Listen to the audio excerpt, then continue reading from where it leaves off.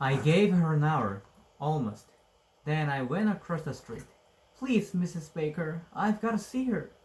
She's locked herself in her room, dear. Why don't you try phoning tomorrow? Tomorrow? I couldn't wait until tomorrow.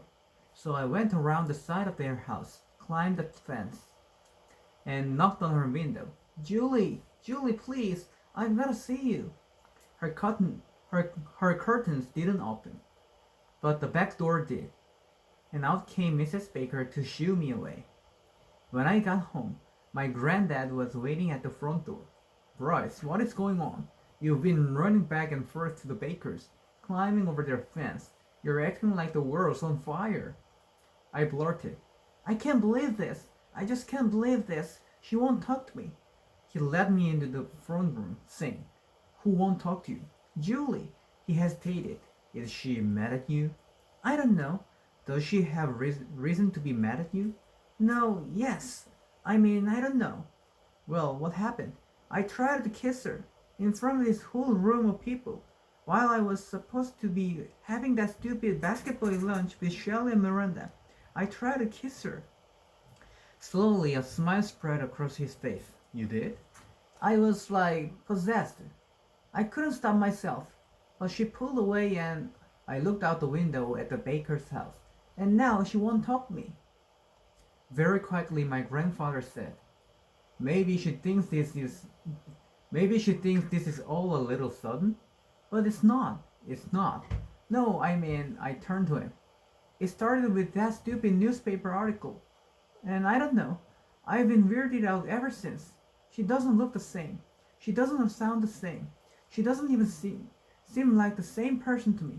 I stared out the window at the bakers. She's just different. My grandfather stood beside me and looked across the street too.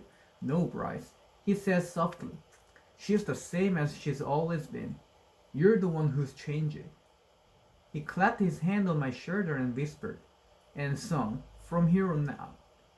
From here on out, you'll never be the same again. Maybe my grandfather is happy about all this, but I'm miserable. I can't eat. I can't watch TV. I can't seem to do anything. So I went to bed early, but I can't sleep. I've watched her house from my window for hours now. I've stared at the sky. I've counted sheep. But man, I can't stop kicking myself for what an idiot I've been all these years. And now, how am I going to make her listen to me? I'd scale that monster sycamore if I could, right to the top. And I'd yell her name across the rooftops for the whole world to hear. And since you know what a tree-climbing weenie I am, I think it's pretty clear that I'm willing to do anything to get her to talk to me. Man, I'll dive after her into a chicken coop full of poop, if that's what it takes.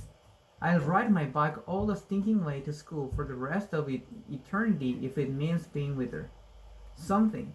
I've got to come up with something to show her that I've changed, to prove her that I understand. But what? How do I show her that I'm not the guy she thinks I am?